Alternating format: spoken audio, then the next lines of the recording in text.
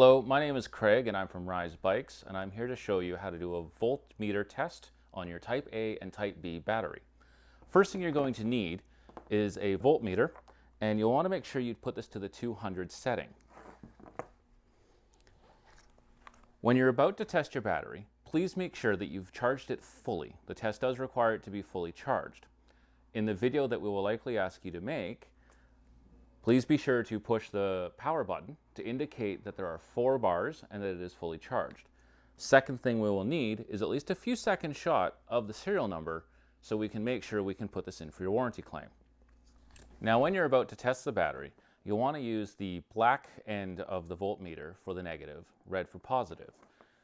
You'll simply put them into the sockets as so, and when you look at the voltmeter, it should be saying roughly about 54 volts. It could say 52 or even a bit above 54, and that's perfectly okay.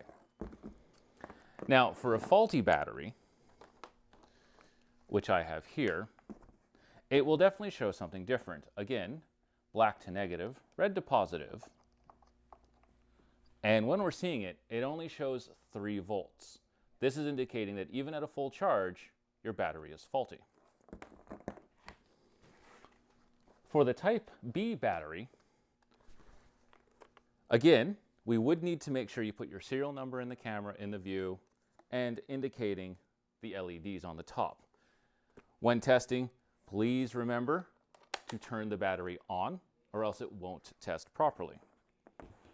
And same as with the Type A, you will put the negative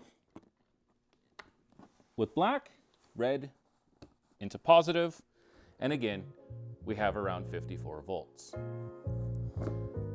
And that is how you'd run a volt test meter test.